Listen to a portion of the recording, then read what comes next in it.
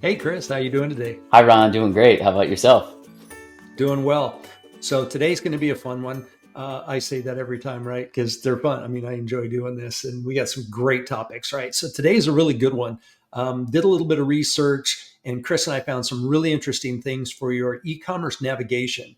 So we're going to break it into two parts because we really want to be able to deep dive and give you some helpful information. So the first one we're going to talk about is e-commerce navigation. What is it? How can I use it? Where are the different areas? What are the different terminology? What are all those kind of fun things? What are the biggest mistakes that people make? And when you make mistakes, you're in good company, and we'll go through some statistics and some studies to show that. So today will be part one. That's what we'll cover in part one. Part two, we're going to go into best practices. So when you are doing the design of your navigation and when you are implementing and designing and doing the development, what are some of the important tips, tricks, and best practices that I need to do when I'm organizing said navigation structure? So let's kick it off today. I'm just going to set this up. The main study that we took most of this information from, there was a Baymard study.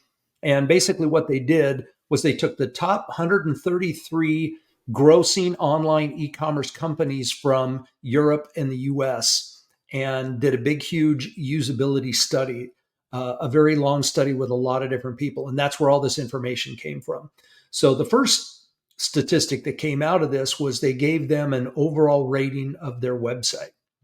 And this is very interesting to me. They had, let's see, one, two, three, four, five, six. It was a six-tiered category with perfect, good, decent, mediocre, poor, and then below poor was six. And here's how the statistics: zero in the perfect category, 1% were good, 4%, let's see, 20% were decent. So that's only 21% that were decent or better. 34% mediocre, 41% poor, 4% below poor. So literally half were poor. And that's crazy. Um, so there was a lot of meat in this study, and we actually went through five different studies to get all this information that we're going to be talking about. So we tried to glean the best and most important bits of information. So, Chris, tell me what you got from these studies as to be the number one. Let's just start right at the top. What was the big cause, and what was the percentage of people that fell into the trap and messed it up? Yeah, I think they basically overwhelmed their visitors, right? And Yeah. they sort of overdid it with categorization in particular, and ultimately the navigation through the site, helping people find things quickly and easily, um, Yep. which is possibly counterintuitive for a lot of folks. So Right. I think it's really, really insightful, the output of this study, looking at some of the specifics. And Ron, I know that you did a lot of digging into this. What would you say, is sort of like the basis that most would have for over categorization? And then what would you say would be the response to that based on this data? Yeah. So the data said that 88% surveyed were mediocre or below on categorization and what we like to call category taxonomy. That's organizing the data and providing the menus. Only one out of all 133 sites had a perfect score, and we'll call them out. It's Adidas. Adidas cranked it. Good job, Adidas. Congratulations, right? Um, for me, and I remember I fell into this trap, and this is one. This is an exact exercise Chris and I took a week. When I met Chris 15 years ago, we were designing a site for the company. I was VP marketing in another company. We were building a new site. I hired Clarity, and the first thing that we did was we sat down and I said, Chris, we have a problem. I was working at an integration company. And I said, we integrate everything for everybody of every size, of every file type, of every application. And, Chris's response to me was, well, we can't be everything to everybody, or we don't specialize in anything. We're not good at anything. We're mediocre at everything. Right. And so Chris and I sat down and we spent an entire week literally doing this category taxonomy. Do you remember that exercise? I do. Yes. It was fun, right? And we ultimately came up with 80. So it's funny here that 15 years later, this study comes out and says have 10 or less categories with 10 each, and that was exactly what we came up with. We came up with 8 parent categories, and we had 10 options each. So it was very clean and the navigation was strong and it worked really well. So for me, to answer your question directly, why do people fall into this trap and what seems to be the cause of this? Everybody thinks that navigation has to provide a single click to get the users where they ultimately want to be. That's what they think in their head. And so they're like, I have to have every category, every subcategory, and everything in the main menu so that one, Google will see it as a crawl depth of one, right? So sometimes it's an SEO mistake. Or from a CRO perspective, all the users have to get to every area and be able to get right to where they want in a single click. But that's not necessarily what I, as the owner of the marketplace, might want, right? So think about like a Lowe's or a Home Depot. If I want to go to appliances, if they click on appliances, it's going to take them and show them all the appliances that we carry. And then I might click on refrigerators and it's not going to show me a list of everything we're selling. It's going to take me to another landing page and go, oh, by the way, we have top and bottom. We have ones with water in the door. We have side by side French. We have separate freezers. We have miniature units. And they're going to have another subcategorization. And then I'm going to select and then it's going to go in. So I might want to drive them both for SEO purposes and maybe to guide them and show them all the different options that we've got because we have so many options. I want to organize that information for them. So when they finally do pick side by side refrigerators, I'm not overwhelming them. I'm giving them the 62 side by sides we carry, and I'm not showing them anything else, right? So I'm allowing them to really drill in and hone in and shop for specifically what they're looking for and stay in that area and not have to keep going back out and changing filters and doing things to find what they're looking for. So, Chris, let's talk about where I see this biggest problem is clients that have a lot of SKUs, right? A lot of SKUs, or they sell a lot of different types of products or things like that. So give us an area. I mean, I know one of the biggest problems is the difference between filters and categories and subcategories and how those are supposed to be used. So go ahead and tell me what the problem is and how that falls in and give us some examples of how we can fix that. Yeah. So, it's implied whenever someone is navigating the site that if they're going in from a category, subcategory level, they're sort of stuck with that filter at the subcategory level. So, if I go, for example, one of the things you and I were talking about earlier today was if I'm looking for deals and that's a subcategory, if the deals are set up as a subcategory, it might be non-intuitive for me as a user to be able to get back into looking at all of the refrigerators if we're talking about refrigerators. So this would be a great example of something that should typically just be a filter. And it's possible to even make it easy for the user to get to from a nav or a call to action that they can go see the deals. But from a functional perspective, it should be presented as a filter. And this way, the user can always just uncheck it and easily get back to a higher level view. And just in Right. general, by not over categorizing, we give the user a lot more intuitive access to all the information whenever they are looking at our full catalog view with all the product cards.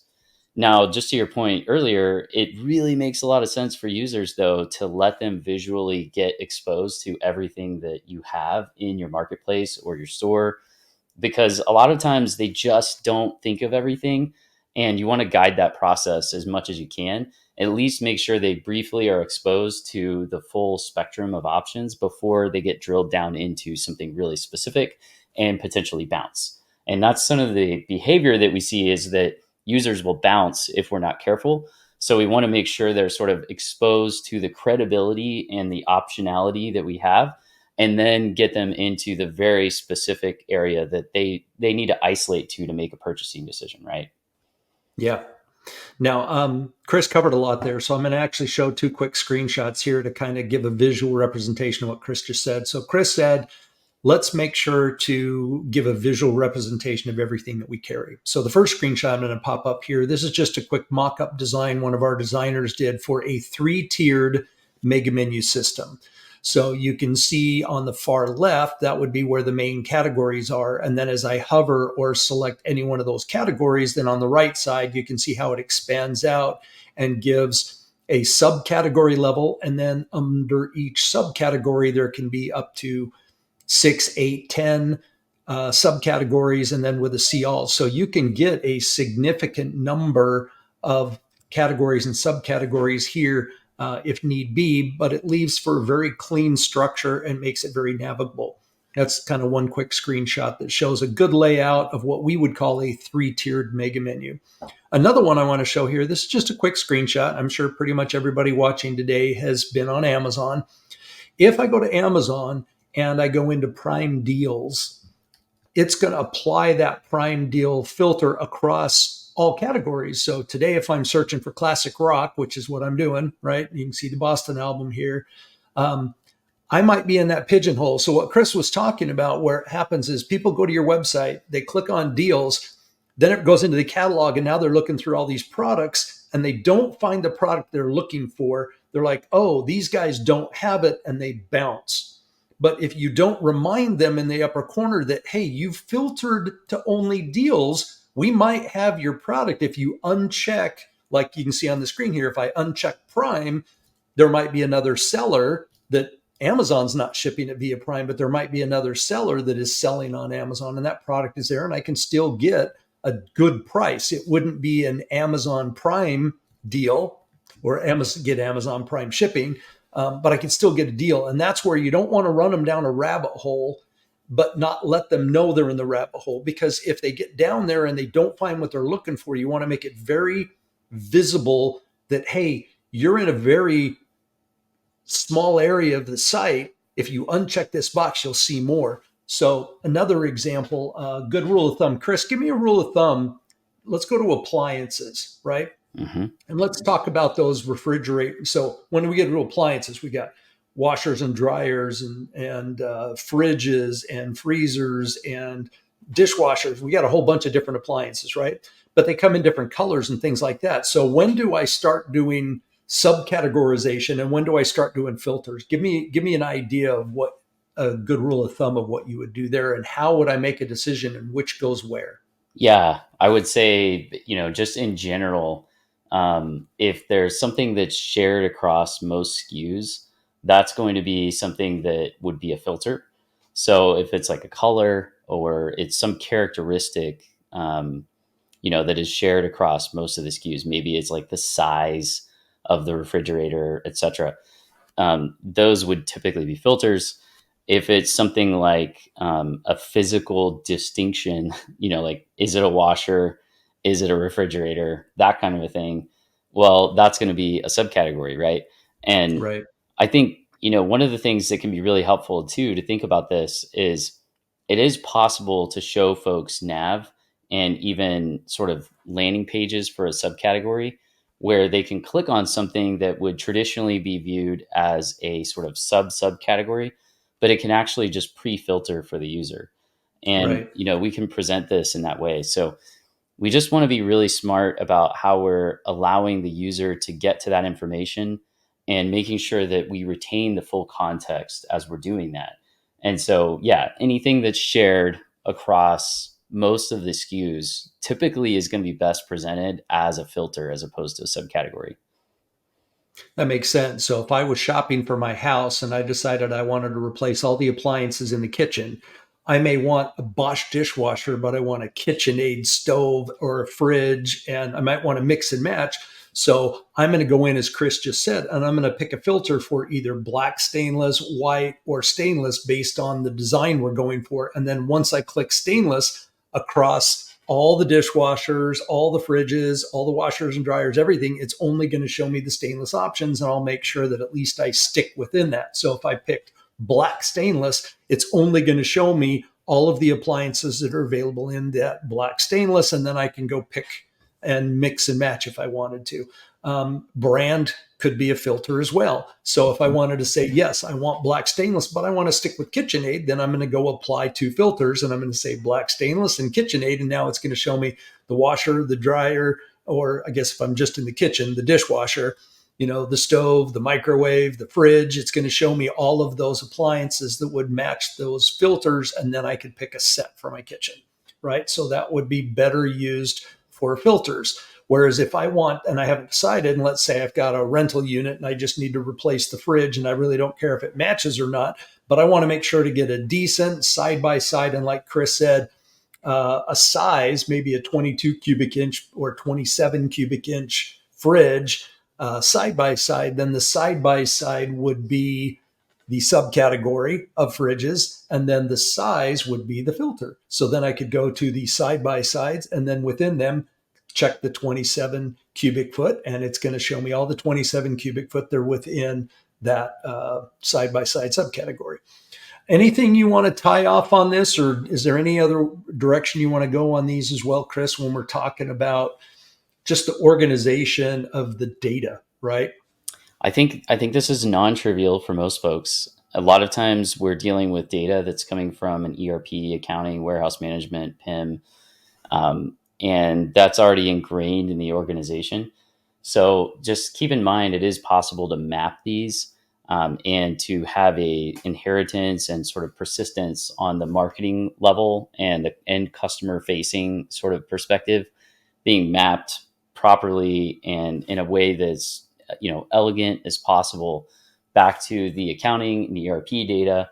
And it's also possible to really make this a very efficient but effective sort of study or process whenever you engage with a team like Clarity to be able to audit and review some of these different nuances of your customer's experience that really are what distinguish you from the rest of the mediocre, poor, and below poor performing sites out there. What is it that's going to take you to that next level? We're really here focusing on that all day, every day. We certainly appreciate you checking out this video, and we'll look forward to seeing you in the next one. Thanks again for watching. Bye for now. Bye for now.